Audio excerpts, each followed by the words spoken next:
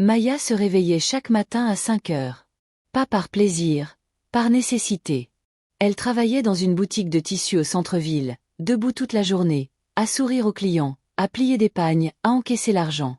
Son salaire n'était pas énorme, mais elle le méritait chaque centime. Chaque billet gagné représentait des heures de fatigue, des pieds gonflés, des sourires forcés. Elle vivait seule dans un petit studio qu'elle avait meublé elle-même. Rien de luxueux, un lit, une petite armoire, une cuisinière à 2 feux. Mais c'était à elle. Elle en était fière. Maya avait 26 ans et elle commençait enfin à construire quelque chose, à exister par elle-même. Puis Rodolphe est entré dans sa vie. C'était lors d'un mariage. Maya était allée seule, comme d'habitude. Elle n'aimait pas trop ces événements. Trop de questions, trop de regards. Les tantes qui demandaient quand elle allait se marier, les cousines qui chuchotaient dans son dos. Mais ce jour-là, elle avait croisé le regard de Rodolphe. Grand, bien habillé, sourire éclatant. Il s'était approché d'elle avec une assurance qui l'avait séduite immédiatement. « Tu es venue seule ?» avait-il demandé. « Oui, c'est dommage. Une femme comme toi ne devrait jamais être seule. » Maya avait ri. Elle avait l'habitude des compliments, mais avec Rodolphe, c'était différent. Il parlait bien. Il savait comment la regarder, comment la faire sentir importante, spéciale. Ils avaient échangé leurs numéros et, très vite, les messages s'étaient multipliés. Les appels aussi. Rodolphe savait exactement quoi dire. Il la complimentait, il l'écoutait. Il lui disait qu'elle était différente des autres femmes, qu'elle était intelligente, travailleuse, belle. Maya se sentait vue, enfin. 3 mois plus tard, ils étaient officiellement ensemble. Rodolphe parlait déjà de mariage, de projets communs, de vie à 2. Maya était sur un nuage. Elle avait trouvé l'homme de sa vie, celui qui allait la respecter, la valoriser. Mais rapidement, les demandes ont commencé. Au début, c'était subtil. Rodolphe parlait de ses difficultés, des problèmes avec son travail, des dettes qu'il devait rembourser. Il ne demandait rien directement. Il laissait juste planer l'idée. Il attendait que Maya propose, et elle a proposé. « Ne t'inquiète pas, je peux t'aider », avait-elle dit un jour. Rodolphe avait souri, ce sourire qui la faisait fondre. « Tu es tellement gentille, Maya. Je ne sais pas ce que j'ai fait pour mériter une femme comme toi. » Elle lui avait envoyé une petite somme, juste pour l'aider, juste pour montrer qu'elle était là pour lui. Mais cette petite somme est devenue une habitude, puis une exigence. Rodolphe avait commencé à lui demander plus, beaucoup plus. Il parlait de projets, de business qu'il voulait monter, de futures opportunités. Il disait qu'il avait besoin d'un capital de départ, que si elle l'aidait maintenant, ils en profiteraient ensemble plus tard. « Si tu m'aimes vraiment, envoie-moi ton salaire, je vais gérer pour nous. » Maya avait hésité. C'était son salaire, son argent, le fruit de son travail. Mais Rodolphe insistait. Il lui disait qu'une vraie femme devait soutenir son homme, qu'un couple, c'était un projet commun, que si elle ne lui faisait pas confiance, c'est qu'elle ne l'aimait pas vraiment. Autour d'elle, les voix se multipliaient. Sa mère lui disait qu'un homme qui ne demande rien n'est pas un vrai homme. Ses tantes lui répétaient qu'une femme doit savoir se sacrifier pour son foyer. Ses amis lui conseillaient de tout donner si elle voulait le garder. Alors Maya a cédé. Elle a commencé à lui envoyer son salaire chaque mois, entièrement. Elle gardait juste de quoi payer son loyer et acheter un peu de nourriture, le strict minimum. Elle arrêtait de sortir. Elle ne s'achetait plus rien. Elle ne prenait même plus de taxi. Elle marchait. Elle économisait, surtout. Mais elle se disait que c'était temporaire, que Rodolphe allait réussir, que bientôt ils construiraient ensemble, qu'elle serait la femme d'un homme prospère, qu'elle serait respectée, admirée. Les mois passaient. Maya maigrissait. Elle était fatiguée, épuisée même. Elle travaillait dur, mais elle ne voyait jamais la couleur de son argent. Tout partait chez Rodolphe. Et lui, il ne montrait rien. Aucun projet abouti, aucun résultat concret. Juste des promesses. Toujours des promesses. Bientôt, ma chérie, bientôt. On va vivre bien. Fais-moi confiance. Maya voulait y croire. Elle devait y croire. Sinon, tous ces sacrifices n'auraient servi à rien. Mais Rodolphe devenait distant. Il appelait moins. Il répondait tard aux messages. Quand Maya lui demandait de venir la voir, il avait toujours une excuse. Le travail, les rendez-vous, les problèmes à régler. « Je suis occupé, Maya. Tu ne comprends pas la pression que j'ai ? Tu veux que je réussisse ou pas? Alors, elle se taisait. Elle se sentait coupable de douter. Elle continuait à envoyer l'argent, mois après mois. Jusqu'à ce jour. Un vendredi soir, Maya avait essayé de joindre Rodolphe. Elle voulait lui parler. Elle voulait savoir comment il allait. Elle avait appelé plusieurs fois. Pas de réponse. Elle avait envoyé des messages, rien, pas même un vu. Elle avait attendu toute la soirée, puis toute la nuit. Rien. Le lendemain, elle avait rappelé. Toujours rien. Son cœur commençait à battre fort. Quelque chose n'allait pas. Elle le sentait. Elle avait décidé d'aller chez lui. Elle connaissait l'adresse. Elle y était déjà allée 1 ou 2 fois. Rodolphe n'aimait pas trop qu'elle vienne, mais là, elle n'avait pas le choix. Elle avait pris un taxi. Le trajet lui avait paru interminable. En arrivant devant chez lui, elle avait remarqué que la porte était entr'ouverte. Elle était entrée. L'appartement était vide. Pas juste vide de présence, vide de tout. Plus de meubles, plus de vêtements, plus rien. Comme si personne n'avait jamais vécu là. Maya était restée figée. Elle ne comprenait pas. Elle avait sorti son téléphone et composé son numéro. Encore une fois. Cette fois, une voix mécanique avait répondu. Le numéro que vous avez composé n'est plus attribué. Il avait changé de numéro. Il était parti. Maya avait senti ses jambes se dérober. Elle s'était assise par terre dans cet appartement vide et elle avait pleuré. Pleuré comme jamais. Elle avait tout donné, absolument tout. Et lui, il avait disparu. Les jours suivants, elle avait essayé de comprendre. Elle avait contacté des amis communs. Certains ne savaient rien, d'autres évitaient ces questions, jusqu'à ce qu'une ancienne collègue de Rodolphe lui dise la vérité. Maya, il est parti avec une autre femme. Ils sont ensemble depuis des mois. Il a utilisé ton argent pour s'installer avec elle. Maya avait eu l'impression de recevoir un coup de poing dans le ventre. Une autre femme, pendant tout ce temps, pendant qu'elle se sacrifiait, pendant qu'elle travaillait jusqu'à l'épuisement, pendant qu'elle se privait de tout, lui, il construisait une vie avec une autre. Elle était tombée dans un gouffre. Elle ne mangeait plus, elle ne dormait plus. Elle allait au travail comme un robot. Elle souriait aux clients, mais à l'intérieur, elle était brisée. Ses collègues avaient remarqué, sa patronne aussi. Mais Maya ne parlait pas. Elle avait trop honte. Honte d'avoir été aussi naïve. Honte d'avoir tout donné à un homme qui ne la méritait pas. Les semaines passaient. Maya survivait, mais elle ne vivait plus vraiment. Elle se sentait vide, trahie, inutile. Et puis, un jour, elle a rencontré Edgar. C'était un samedi après-midi. Maya était allée au marché pour acheter quelques légumes. Elle avait peu d'argent, mais elle devait manger. Elle avait choisi des tomates, des oignons. En payant, elle avait réalisé qu'il lui manquait quelques pièces. « Je suis désolée », avait-elle murmuré à la vendeuse. « Je vais remettre les tomates. »« Non, attends, je vais payer. » Maya s'était retournée. Un homme se tenait derrière elle, pas très grand.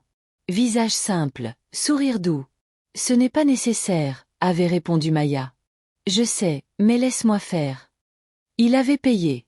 Maya l'avait remercié rapidement et avait voulu partir, mais l'homme l'avait suivi. « Je m'appelle Edgar. Et toi ? » « Maya. »« Tu as l'air fatiguée, Maya. » Elle avait souri tristement. « C'est une longue histoire. J'ai du temps. » Maya ne savait pas pourquoi, mais elle avait accepté de prendre un café avec lui. Peut-être parce qu'elle n'avait personne à qui parler, peut-être parce qu'elle était fatiguée de porter tout ça seule. Il s'était installé dans un petit maquis. Edgar avait commandé 2 cafés et du pain. Maya avait commencé à parler. Elle ne voulait pas. Mais les mots étaient sortis tout seuls. Elle lui avait raconté Rodolphe, l'argent, la trahison, tout. Edgar avait écouté sans l'interrompre. Quand elle avait fini, il était resté silencieux un moment. Puis il avait dit, « Tu sais, Maya, un homme qui t'aime vraiment ne te demandera jamais de te sacrifier comme ça. » Maya avait baissé les yeux. « Je pensais que c'était ça, l'amour. Donner, se sacrifier. Non, l'amour, c'est construire ensemble, pas détruire l'autre. Tu as travaillé dur pour cet argent. C'était à toi. Personne n'avait le droit de te le prendre. Mais tout le monde me disait que je devais soutenir mon homme. Soutenir, oui, mais pas te ruiner, pas te perdre. Un homme qui t'aime te protège. Il ne te vide pas. » Ces mots avaient résonné en Maya. Personne ne lui avait jamais dit ça. Personne ne lui avait jamais dit qu'elle avait le droit de garder son argent, qu'elle avait le droit de dire non. Edgar et Maya se sont revus. Souvent. Il passait la voir après son travail. Il l'invitait à manger. Il ne lui demandait jamais d'argent. Au contraire, il insistait pour payer. Il lui disait qu'elle devait garder son salaire, qu'elle devait l'économiser pour elle-même. Tu dois te reconstruire, Maya. Tu dois te retrouver. Maya avait commencé à reprendre goût à la vie.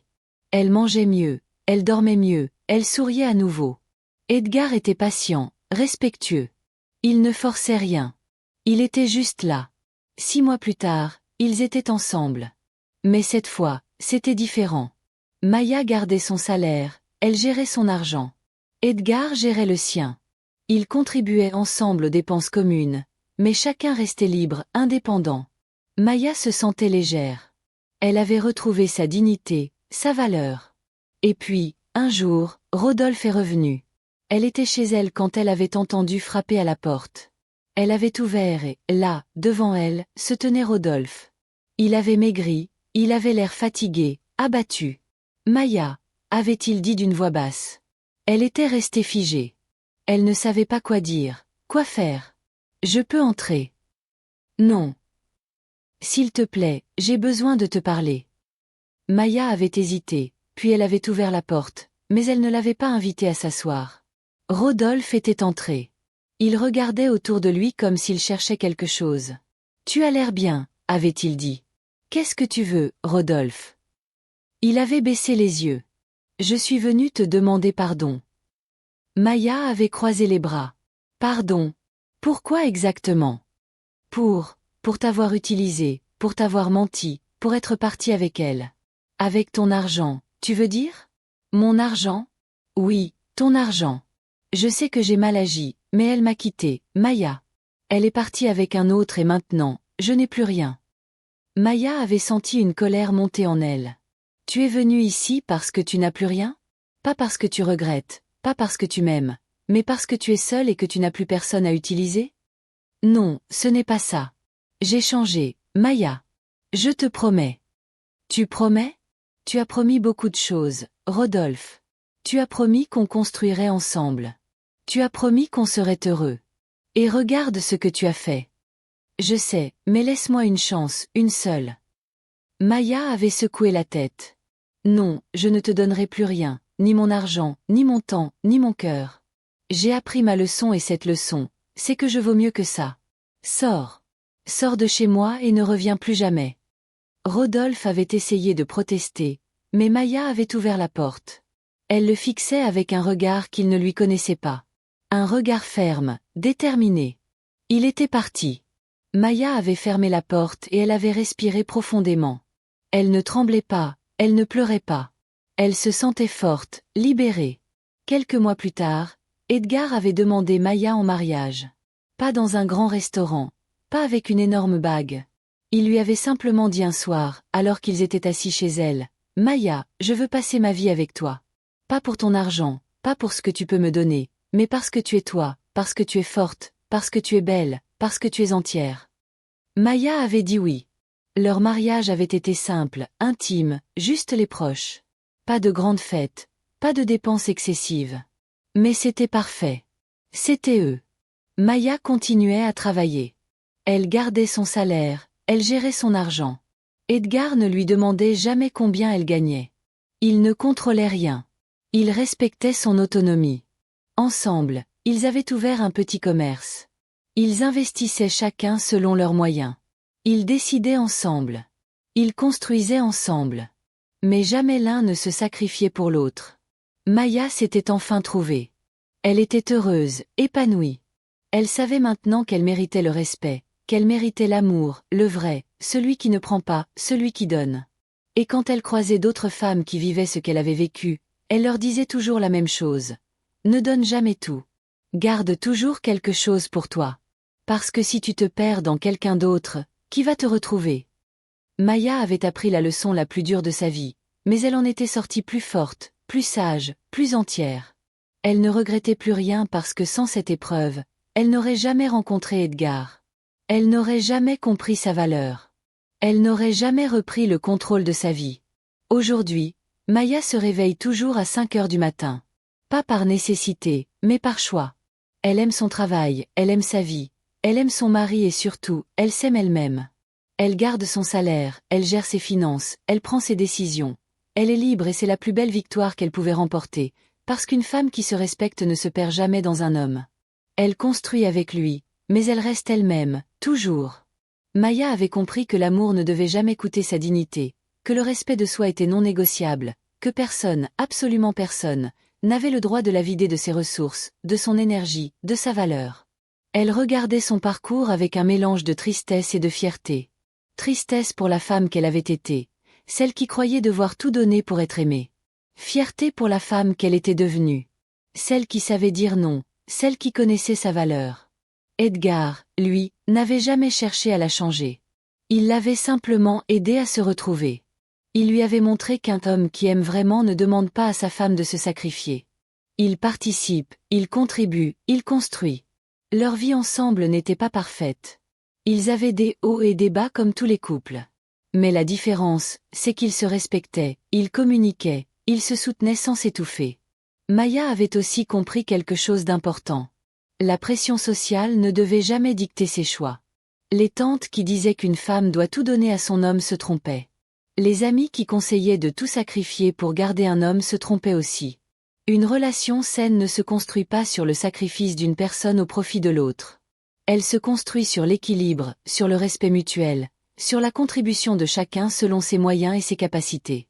Maya avait retrouvé son indépendance financière, et avec elle, sa liberté, sa dignité, son pouvoir de décision. Elle ne dépendait plus de personne. Elle pouvait partir si elle le voulait. Elle pouvait rester si elle le voulait. Mais c'était son choix. Pas une obligation, pas une prison. C'est ça la vraie liberté, savoir qu'on peut choisir, qu'on n'est pas piégé, qu'on reste parce qu'on veut rester, pas parce qu'on n'a pas d'autres options. L'argent, ce n'est pas sale. Ce n'est pas égoïste d'en avoir. C'est une sécurité, c'est une liberté, c'est un pouvoir. Et une femme qui a son propre argent est une femme qui a du pouvoir sur sa vie. Maya encourageait maintenant toutes les jeunes femmes qu'elle rencontrait à garder leur indépendance financière, à ne jamais tout donner à un homme, peu importe ce qu'il promettait, à toujours garder quelque chose pour elle-même. Elle leur disait, « Un homme qui t'aime vraiment te dira d'investir en toi. Il te dira de te construire. Pas de tout lui donner. » Et c'est exactement ce qu'Edgar faisait. Il encourageait Maya à économiser, à investir, à se former, à grandir. Il ne se sentait pas menacé par sa réussite. Au contraire, il en était fier. Il la soutenait. Il la poussait à aller plus loin. C'est ça un vrai homme, pas celui qui prend, celui qui donne, celui qui élève, celui qui respecte. Maya savait maintenant reconnaître les red flags, les comportements toxiques. Un homme qui demande sans cesse de l'argent, un homme qui ne contribue jamais. Un homme qui culpabilise sa femme quand elle refuse de donner. Un homme qui disparaît quand on a besoin de lui. Un homme qui promet beaucoup mais ne fait jamais rien. Ces hommes-là, il faut les fuir. Il faut les reconnaître rapidement et partir avant qu'il ne soit trop tard. Parce que le temps perdu avec un homme qui ne te mérite pas, c'est du temps volé à ta vie, à tes projets, à tes rêves. Maya ne voulait plus jamais perdre de temps. Elle avait déjà trop perdu, trop donné, trop sacrifié. Maintenant, elle vivait pour elle. Elle investissait en elle. Elle se construisait. Et Edgar était là à ses côtés, pas devant elle, pas derrière elle, à côté d'elle. Ils avançaient ensemble, au même rythme, vers les mêmes objectifs. C'est ça l'amour, pas le sacrifice, pas la soumission, mais le partenariat, l'équilibre, le respect. Maya était heureuse, vraiment heureuse. Pour la première fois de sa vie, elle se sentait complète, entière, libre. Et elle savait qu'elle ne laisserait plus jamais personne la vider, la diminuer, la détruire. Elle était Maya, femme forte, femme libre, femme respectée, et elle le resterait toujours. Chers amis, Mama Aya vous conseille de ne jamais sacrifier votre indépendance financière pour qui que ce soit. L'amour véritable ne vous demandera jamais de vous vider de vos ressources, de vous appauvrir ou de vous perdre. Un partenaire qui vous aime vraiment vous encouragera à garder votre autonomie, à économiser, à investir en vous-même. Gardez toujours une part de votre salaire pour vous. Construisez votre propre sécurité financière et n'acceptez jamais qu'on vous culpabilise pour avoir dit non. Une femme qui se respecte ne se perd jamais dans un homme. Elle construit avec lui tout en restant elle-même. Votre dignité et votre liberté ne sont pas négociables et aucun amour ne vaut la peine de les sacrifier. C'était votre conteuse dans les histoires fantastiques de Mama Aya. Si vous avez aimé cette histoire, pensez à vous abonner et à laisser un commentaire chaleureux pour m'encourager. Dites-moi également dans les commentaires depuis quel pays vous avez suivi cette histoire.